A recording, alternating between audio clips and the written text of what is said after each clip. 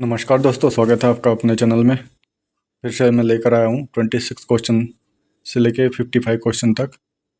पहले वाली सीरीज का आगे वाला पार्ट, यानी कि पेपर 1 का जो 2023 का पेपर था टाट का, उसका आगे का पार्ट लेकर आया हूँ।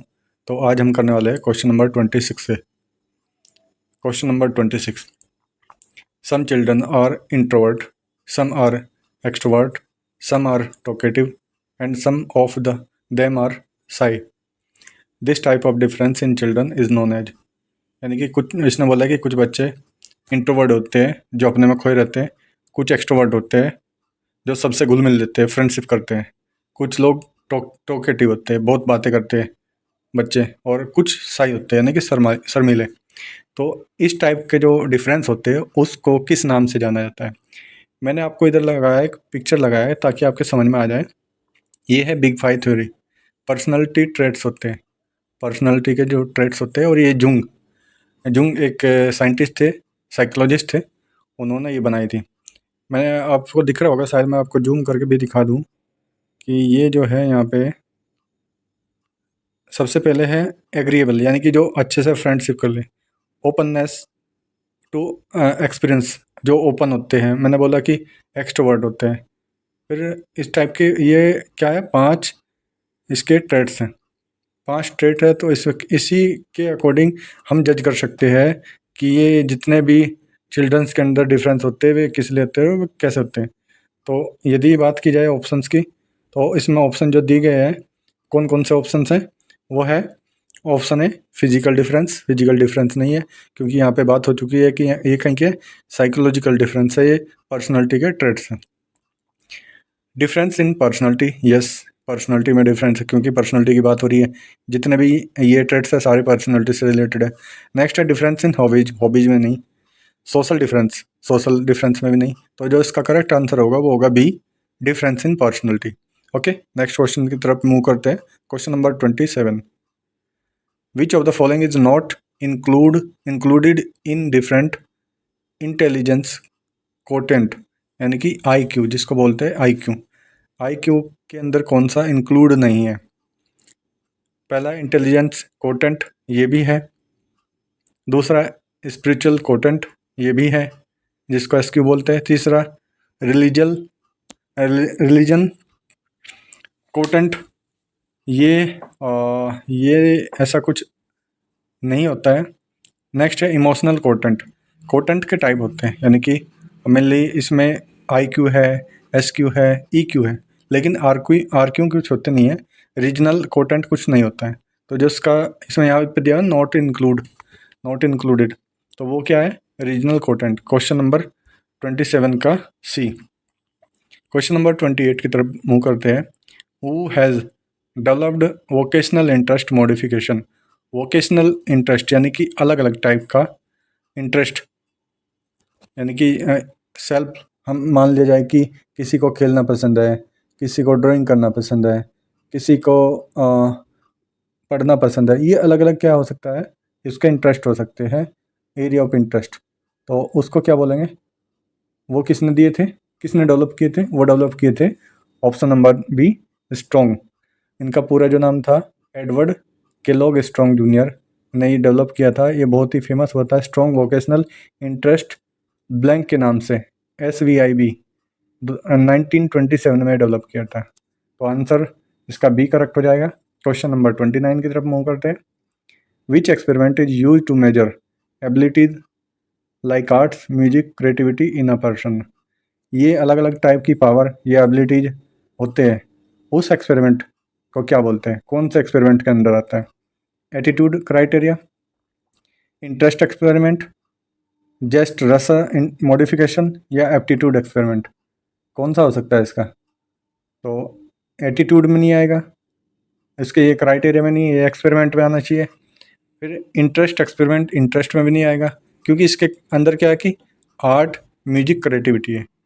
और जस्ट यानी कि रस, किसी चीज़ में इंटरेस्ट, टेस्ट, मॉडिफिकेशन, इसका भी अलग है, ये भी नहीं है।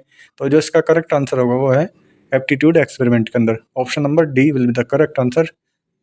Question number 30, which is not included in 3 types of interest process in a class. अब इंटरनल प्रोसेस जो क्लास में इंटरनल प्रोसेस होती है उसमें से कौन सा तीन में से कौन सा एक नहीं है।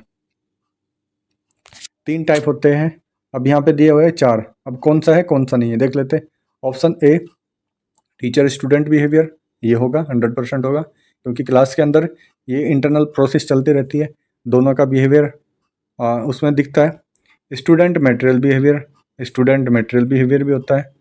स्टूडेंट बिहेवियर ये भी होगा, लेकिन आपने कभी ये नहीं सुना होगा कि स्टूडेंट वो टीचर मटेरियल बिहेवियर, यानी कि ऑप्शन नंबर सी इसका नहीं होगा। क्वेश्चन नंबर 31 की तरफ बढ़ते हैं। Which of the following is not included in commonly use 3 middle position statical measures. अब ये mean, median, mod, mid point. अब मीन, मीडियन, मॉड ये कहीं के पार्ट है, ये है मेजर ऑफ टेंडेंसी, लेकिन मिड पॉइंट, मीडियन कोई मिड पॉइंट बोल सकता है, क्योंकि मीन क्या है कि एक एवरेज होगा, मीडियन होगा मिड पॉइंट, और मोड होगा मैक्सिमम फ्रीक्वेंसी।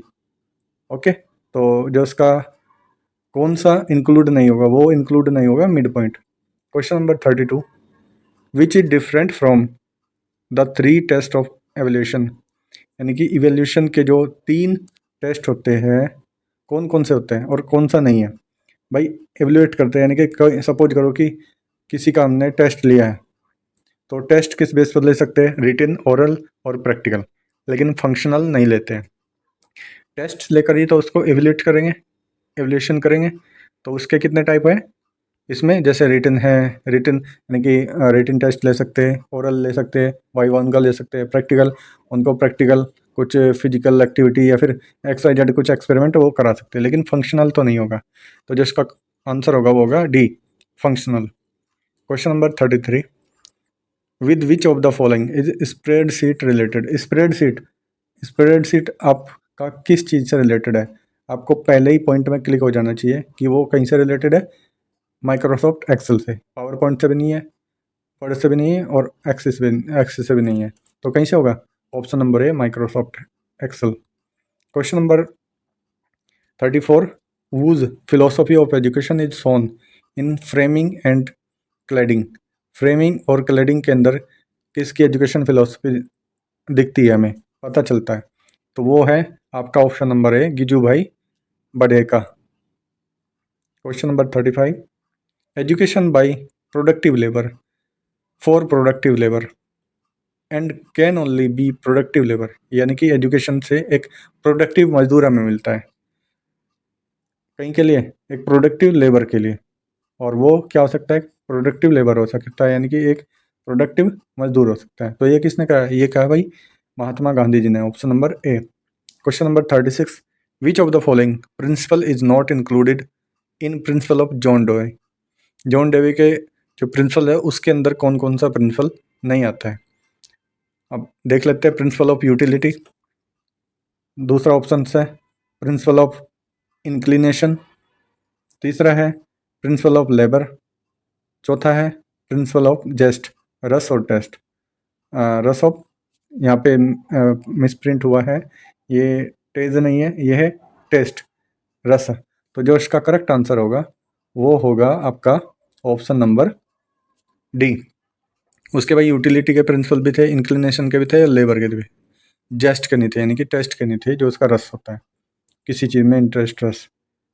बढ़ते हैं क्वेश्चन नंबर 37 की तरफ।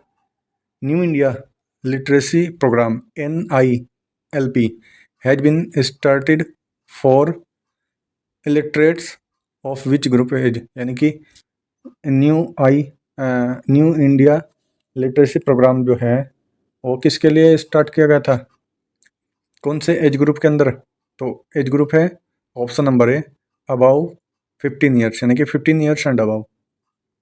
नेक्स्ट क्वेश्चन की तरफ बढ़ते हैं। Question number 38, which is not known as one nation one digital platform. इसमें से एक ऐसा प्लेटफॉर्म है जो one nation one digital platform के अंदर नहीं आता है, तो कौन सा है वो, PME विद्या। PME विद्या ये है कि नहीं है भाई, ये जो है PME विद्या ये है कि नहीं है। उसके बाद है BISAGN, बाईसैग। C ऑप्शन है दीक्षा, D ऑप्शन है वंदे गुजरात चैनल। अब इसमें दीक्षा क्या है, ई विद्या क्या है, ये सब देख लेते हैं। अब मैं बता दूं कि एक प्लेटफॉर्म है, ओपन लर्निंग प्लेटफॉर्म है, one nation one digital platform. उसके अंदर जो है कि पीएम विद्या, उसके अंदर बहुत सारे चैनल्स आते हैं। जैसे ये आपका हुआ दीक्षा हुआ, फिर स्वयं प्रभा हुआ, रेडियो एंड कम्युनिटी रेडियो हुआ, special E content for CWS यानी वो हुआ, फिर ई पाठशाला, ये बहुत सारे हैं। तो वो कहीं के अंदर रहते हैं, ई विद्या के अंदर, पीएम ई विद्या के अंदर। फिर दीक्षा एक ऑलरेडी क्या है कि एक ऑनलाइन डिजिटल प्लेटफॉर्म है। फिर वंदे गुजरात चैनल, ये चैनल है जो कि डिजिटल प्लेटफॉर्म है नॉलेज के लिए। लेकिन ये ऑप्शन नंबर बी, बिसर्ग एन, ये बाइसग एन, ये नहीं है। तो जो इसका करेक्ट आंसर होगा वो होगा option number B, BISAGN। Next question की तरफ मूव करते हैं। Question number 39, who talked about learning by sense, यानी कि किसने बताया लर्निंग बाई सेंस, किसने लर्निंग बाई सेंस यानी कि सेंस से पढ़ना, लर्निंग करना, वो किसने दिया, वो दिया option number B, Rabindranath Tagore. Next question भी ऑलमोस्ट सेम है, लेकिन वो क्या है कि वो स्पेशल चाइल्ड के लिए है। वो started learning by senses for special children. अब ये किसने दिया, ये दिया, ये स्टार्ट किया किसने, Maria Montessori, option number A. Question number 41 की तरफ बढ़ते हैं। Question number 41, which of the following pairs of psychologist associate with study is correct, यानी कि यहाँ पे साइकोलॉजिस्ट है, उनमें से किसकी स्टडी का जो पेयर है वो सही है। सबसे पहले है ट्रेल एंड एरर, ये ट्रेल एंड एरर ये सही है कि योगर्सी के साथ, या फिर बिहेवियरिज्म पावलोल के साथ, कंस्ट्रक्टिविज्म स्किनर के साथ, या कंडीशनिंग बाय फैक्टर्स ये थॉर्नडाइक के साथ। कौन सा सही है इसमें से, इसमें पूछा कि कौन सा करेक्ट है। तो जो करेक्ट होगा वो होगा आपका option number A, sorry option number B, trial and error, तो ये थॉर्नडाइक का है भाई। तो जो इसका करेक्ट आंसर होगा बिहेवियरिज्म, पावलोल थ्योरी आप उसके नाम से जानते हो, बिहेवियरिज्म होता है कि पावलोल ने दिया था एक, मैं इसकी एक स्टोरी बता दूं कि ये क्या करता है, हमारे बिहेवियर को रीड करता है। एक एक्सपेरिमेंट किया था, पावलोल एक्सपेरिमेंट। तो एक डॉग के ऊपर उसने किया कि एक सर्टेन टाइम पे डॉग को कुछ दिन तक, सर्टेन टाइम तक एक बेल रिंग बजाई और फूड दिया। जब रिंग बजती थी तभी उसको फूड मिलता था। तो ये क्या हुआ, ये प्रोसेस रिपीट होती चलेगी बहुत दिन तक, उसने ऐसे रिपीट किया। तो एक दिन क्या हुआ कि अब ऑब्वियसली ये सिंपल बात है कि जब भी फूड आएगा, फूड को देखेंगे तो क्या जनरेट हो गया हमारी मुंह में सलाइवा, यानी कि लार, लार उत्पन्न होगी। ठीक है, तो ये प्रोसेस चलती रही। एक दिन बेल बजी लेकिन फूड नहीं आया। तो उसने क्या क्या किया कि जब भी बेल बजती थी, फूड आता था, तो लार जो सलाइवा है वो क्रिएट होती थी, बनती थी। लेकिन लास्ट वाले दिन जब उसने एक्सपेरिमेंट पूरा किया, उस दिन उसने बेल तो बजाई लेकिन फूड नहीं आया। लेकिन सेम टाइम पर क्या हुआ कि लार उसकी बॉडी में, लार उसके माउथ में जनरेट हुई। तो कहने का मतलब है कि ये बिहेवियरिज्म की थ्योरी है। ये इसने कहीं पे एक्सपेरिमेंट किया था, एक डॉग के ऊपर। ओके, तो इसका जो करेक्ट आंसर होगा वो होगा option number B, Pavlov, behaviourism Pavlov. Question number 42 की तरफ बढ़ते हैं। Which of the following is not a characteristic learning process, अब इसमें से कौन सी लर्निंग प्रोसेस का कैरेक्टरिस्टिक्स नहीं है, कौन सा नहीं है, देख लेते हैं। Option A, experience is necessary for learning, क्या बोलता है कि एक्सपीरियंस जरूरी है लर्निंग के लिए। दूसरा, interaction with environmental is necessary for learning, यानी कि एनवायरमेंटल के साथ इंटरेक्शन जरूरी है, और ये कहीं के लिए लर्निंग के लिए जरूरी है।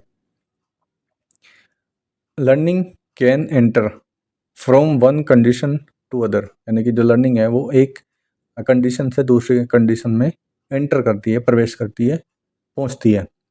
ऑप्शन है next, memory is necessary for learning, यानी कि सीखने के लिए मेमोरी जरूरी है। आपको कौन सा इसमें लग रहा है, यानी कि कौन सा करेक्टर इसका नहीं है लर्निंग प्रोसेस का।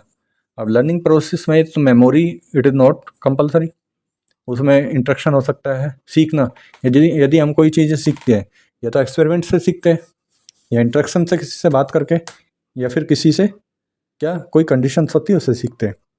लेकिन ये तो नहीं है ना कि मेमोरी ज़रूरी है सीखने के लिए।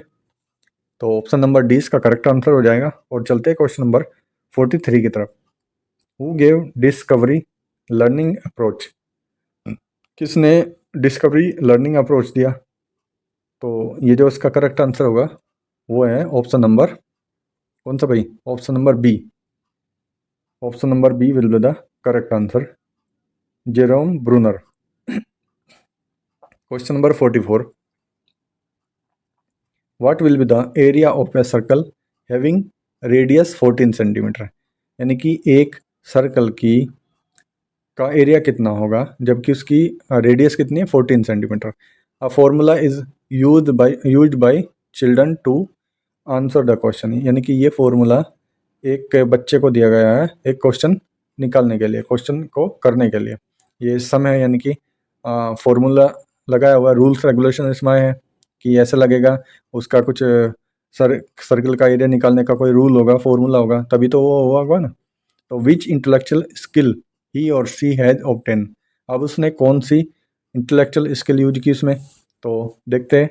डिफ्रेंसिएशन नहीं, कॉन्सेप्ट नहीं, कॉन्सेप्ट भी नहीं था, डिफ्रेंसिएशन भी नहीं था।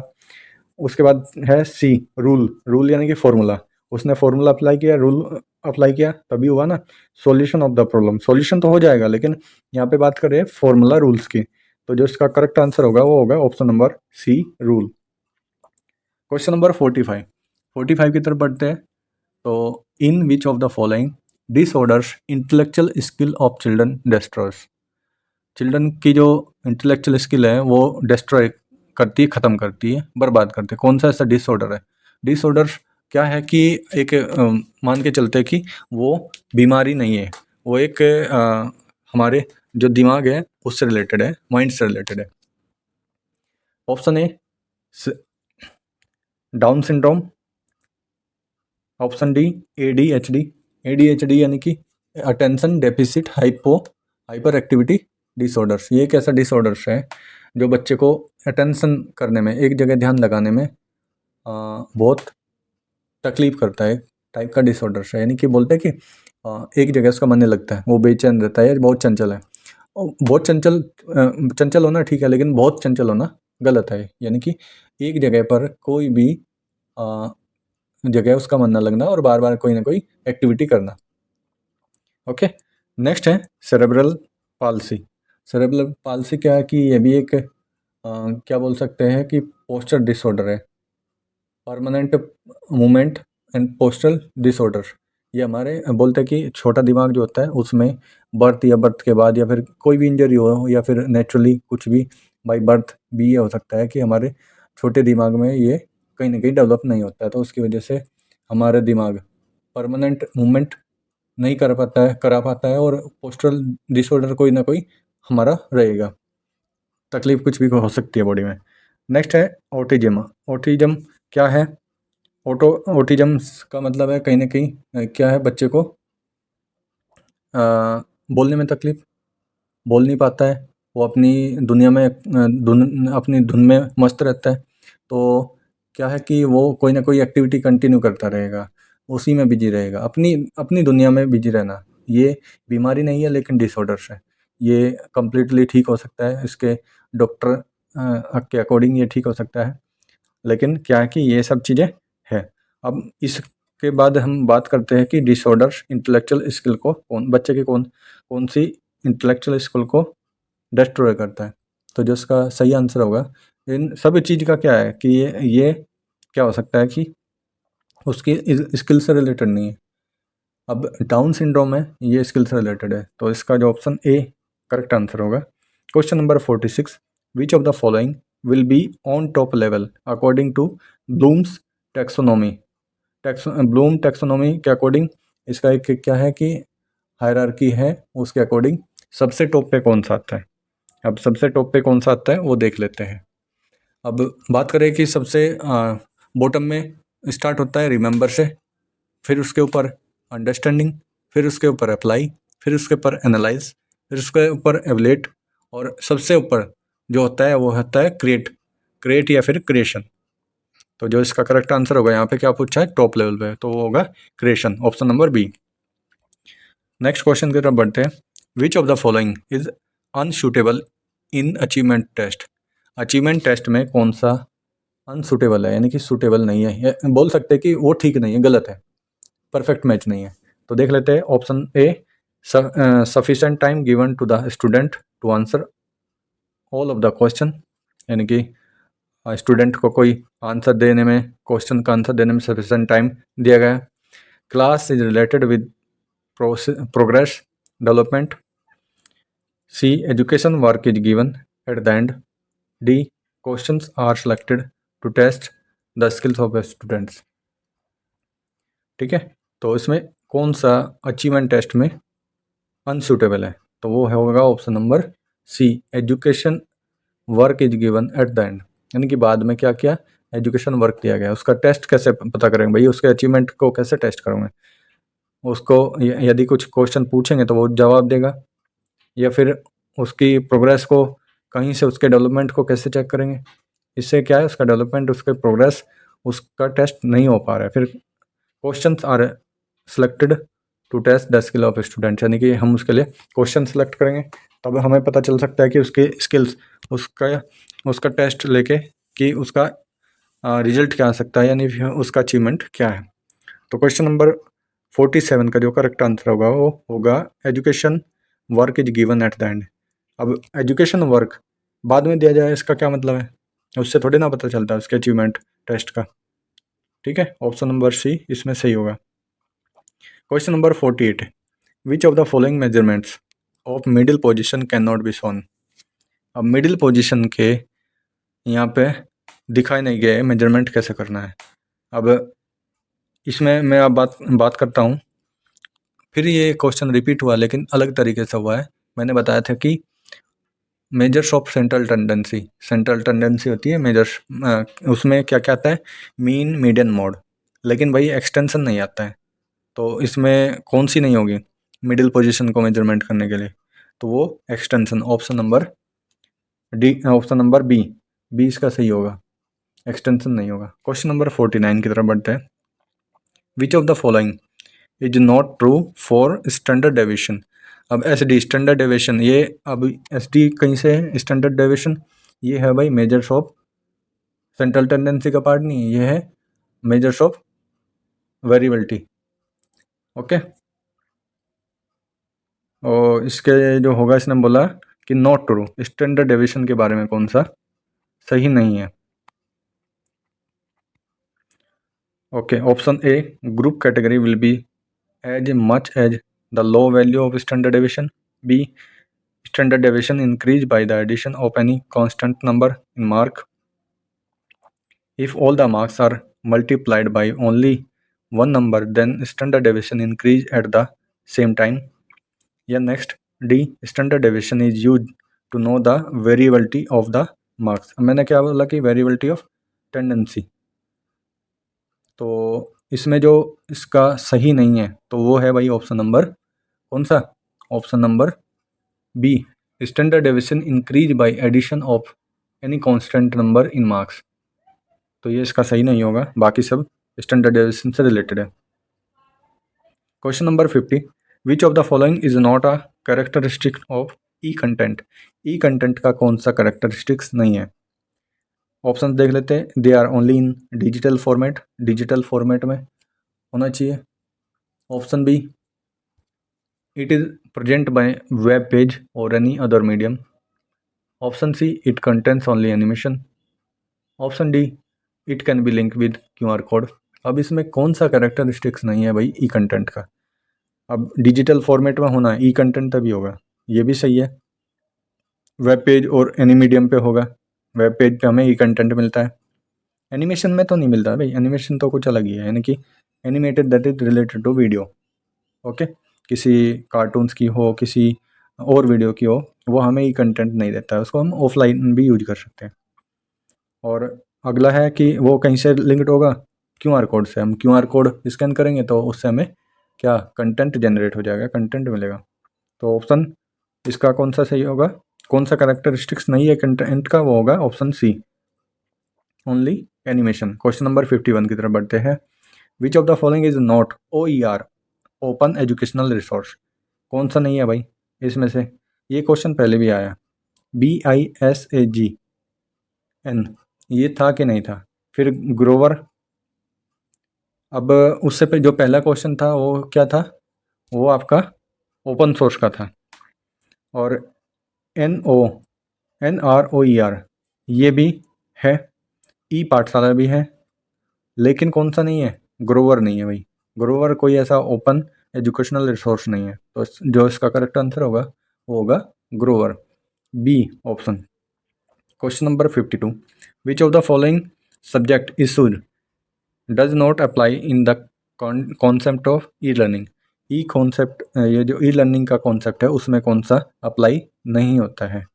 तो देखते हैं। Learning teaching is a present time field, learning has only one option, class learning is interesting, information is available online. अब इसमें से कौन सा कॉन्सेप्ट नहीं है भाई?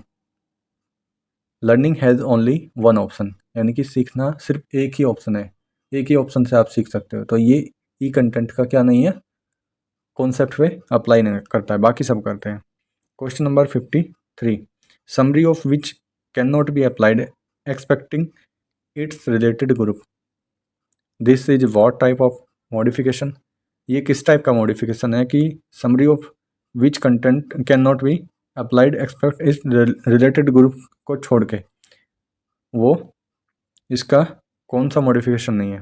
तो देखते हो ऑप्शंस, एक्सपेरिमेंटल मॉडिफिकेशन, सर्वे, बेसिक मॉडिफिकेशन या फंक्शनल मॉडिफिकेशन। अब जो इसका करेक्ट आंसर होगा वो होगा option number D. Experimental modification से भी हम लोग क्या कर सकते हैं, कहीं ना कहीं रिलेट ग्रुप है वो समरी का, और सर्वे भी है, बेसिक मॉडिफिकेशन भी है, लेकिन ऑप्शन डी फंक्शनल मॉडिफिकेशन नहीं है। क्वेश्चन नंबर 54 की तरफ बढ़ते हैं। Children is creator of knowledge and not consumer.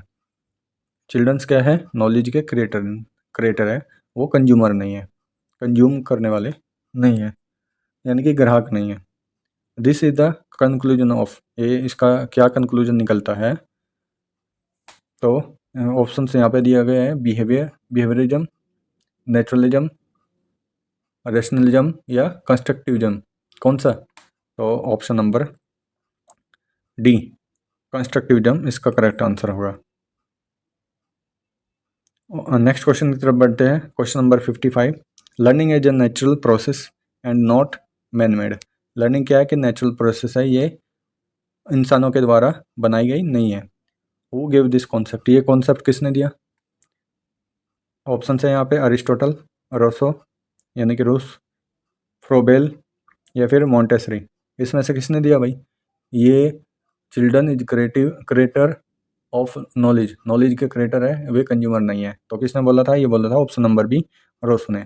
ठीक है, तो ये 55 तक आज मैंने क्वेश्चन कराए। आगे का जो पार्ट आएगा वो बहुत इंटरेस्टिंग है, रिलेटेड टू योर कहीं से आपका जो भी एप्टीट्यूड से रिलेटेड है, उसमें रीजनिंग आएगी, आपकी रीजनिंग आएगी, तो उसमें बहुत इंटरेस्टिंग पार्ट है वो, और आपको भी मजा आएगा और अच्छे से लर्निंग भी हो पाएगी। तब तक बने रहिए मेरे साथ और पढ़ते रहिए यही आशा के साथ कि आप अपनी तैयारी अच्छी करेंगे और मेहनत से पढ़ते रहेंगे। मिलते हैं नेक्स्ट वीडियो में, नेक्स्ट पार्ट में। तब तक थैंक यू सो मच।